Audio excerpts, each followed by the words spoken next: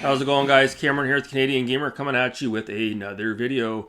I just wanted to give you guys my final thoughts on Far Cry 4. I had the luxury of finally seeing this game through to the end today.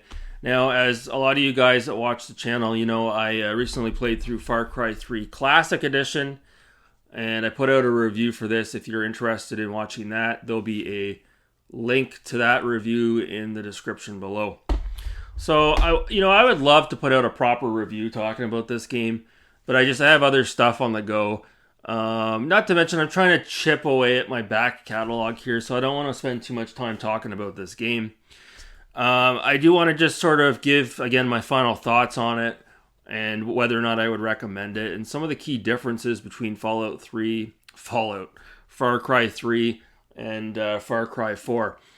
So, this game, you star as RJ. I think that was his name. RJ. And my mistake when I put out this review, I thought this was the only Far Cry game where the protagonist had an actual voice, but I guess I was wrong. Going back to Far Cry 4, RJ has a voice. And not only that, he sounds awfully similar to the lead protagonist, Jason, in this game, oddly enough. So, yeah, the game's really good. Once you get into it, once you get into the second stage, or the second chapter, if you will. I don't know if it's called a chapter, but I guess the latter half of the game, it really starts to pick up. As far as the game is concerned, online, when you read up on what is considered the best Far Cry game out there, a lot of times there's comparisons between Far Cry 3 and Far Cry 4. So it seems like for most in the community, not all, most would actually narrow it down to Far Cry 3 and Far Cry 4. Now, if you want my honest opinion on it's tough. I really did enjoy this a lot. I would say as far as gameplay is concerned, this is the better game, for sure. You have the ability to climb mountains. You have a grappling hook. You have a rope. It takes place basically in the Himalayan mountains, which is something I'm very passionate about. I love the mountains and rock climbing and mountain climbing, so it really piqued my interest there. You get a really cool helicopter that you can fly in the game. It's so much fun. I never got bored of that. The graphics are awesome. Even for 2023, excuse me, the graphics look really, really, really, really good. Now, I was playing this on the Xbox Series X. Now, this is why I personally bought a Series X, to be able to see it improve and give quality of life improvements to older games like this. So I don't know if all of you guys are aware, but there are a select number of older titles that were released for the Xbox 360 and the Xbox One, and when you boot them up on the Series X, it takes advantage of what's called frame rate boost, and it will bump up the frame rate on a lot of these older games to 60 FPS, and in some cases 120 FPS. So what's cool about that, unfortunately with Far Cry 3, that still runs at 30 FPS even on the Xbox Series console. But there is a caveat to that. I don't want to talk about this anymore. If you have an original Xbox 360 version of Far Cry 3, which I actually did have, as busted up as that version is, when you run it on the Series X, it takes advantage of the frame rate boost, 60 FPS. Whereas if you buy Far Cry 3 Classic Edition for the Xbox and play it on the Series console, it's only at 30 FPS. Wrap your heads around that.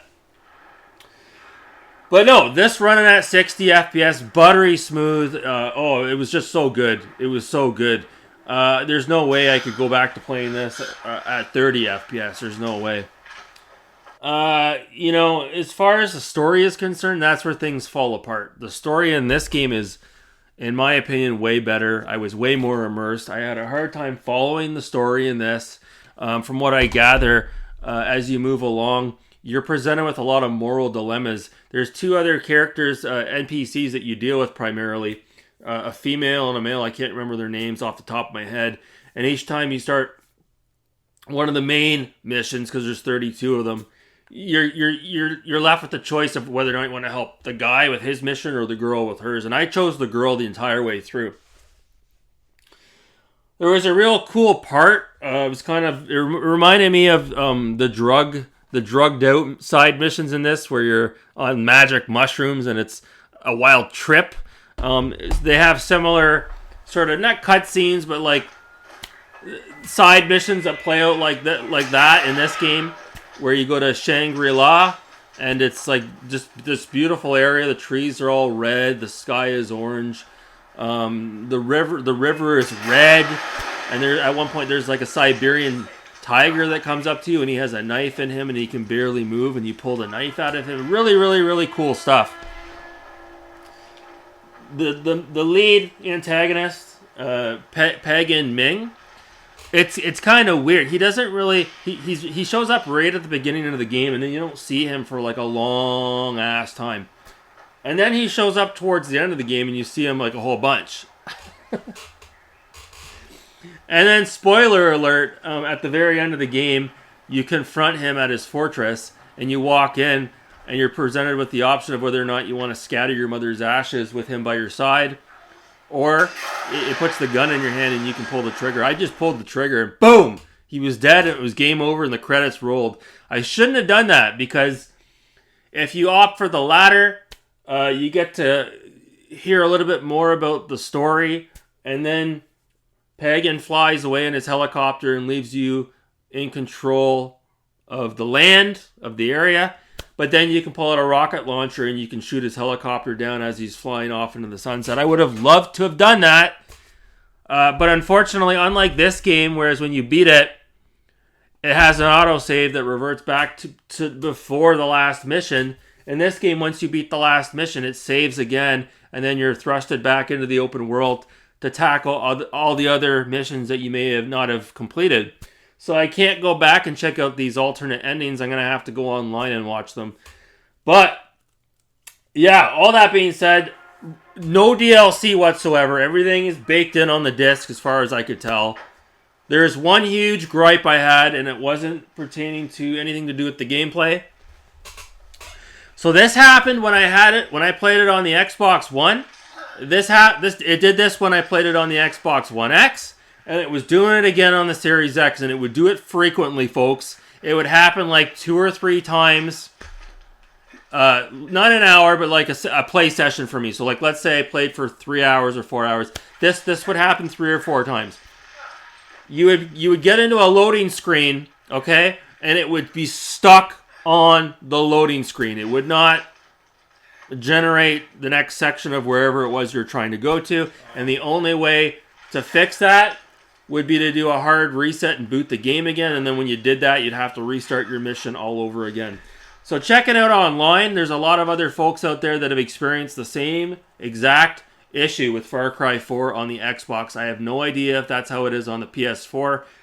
I have no fucking clue how Ubisoft has never patched that. It's a glaring issue, absolutely. I know for a fact it's not an issue with my Xbox because, like I said, I tried the game out on 3 different Xboxes and it did the same issue on all 3 Xboxes. So that was the big issue. That was the real big issue. But aside from that, like I said, the graphics are better than Far Cry 3. The vehicles control way better. The open world, it's just a matter of personal taste. I really liked Far Cry 3, to be honest with you, but I really enjoyed this too. It's the story. They got the story just right with this one. They didn't get the story right with this one. It's all over the map. It's crazy.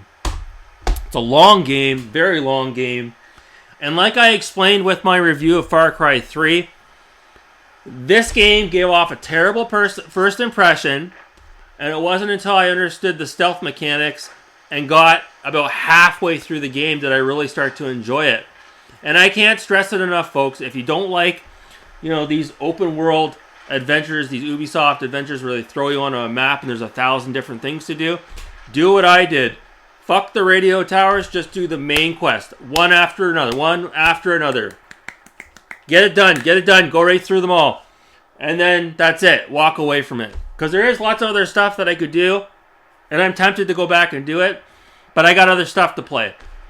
So, yeah, I really enjoyed Far Cry 4. I might like it more than Far Cry Cry 3? I don't know. I really don't know. It was really good. I really enjoyed the cutscenes in it. I had a lot of fun. A lot of fun. I'm glad to have been able to see the whole game through. This game, believe it or not, came out on the PS3 and the Xbox 360 as well, if you can believe it. Kind of rare. You don't see it too often because when this game came out, the Xbox One and the PS4 were on the market at that point. It came out around the same time. May have even been a launch title. I don't know. So, yeah, would I recommend Far Cry 4? Absolutely. The limited edition. I don't know if there's a vanilla version or not. Yeah, it's really, really good. Do what I did. Start with Far Cry 2 or 3 and work your way up. And you won't regret it. You will not regret it. Other than that, now that that's off my plate, I'm going to try to chip away. I'm going to try this tonight.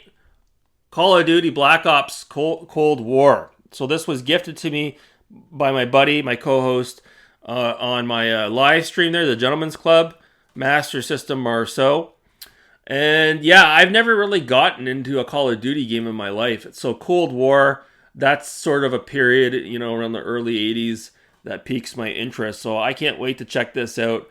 Marceau says the campaign is not too lengthy. It's bite-sized. It's about 8 to 10 hours, which for me, even 8 to 10 hours is long. So I'm excited to check that out. And not only that, this is going to be, I believe, running enhanced again on the Series X. So I'm very excited. Haven't even opened it up yet. Very excited. Thank you so much, Marceau. And then after that, I think I'm going to jump right into Far Cry 5. And I'm going to try to get my way through that so I can have an opinion on this. And then I will go out and buy Far Cry 6. At that point, Far Cry 6 should be fairly cheap. Well, I want to get Far Cry New Dawn as well. I'd like to check that out. That kind of interests me as well. So, yeah, just a quick and dirty final thoughts. It wasn't really a great final thoughts. I apologize, guys. Without having everything written down on a crib sheet, it's hard for me to collect my thoughts sometimes. But, yeah, like I said, long story short, I would highly recommend Far Cry 4.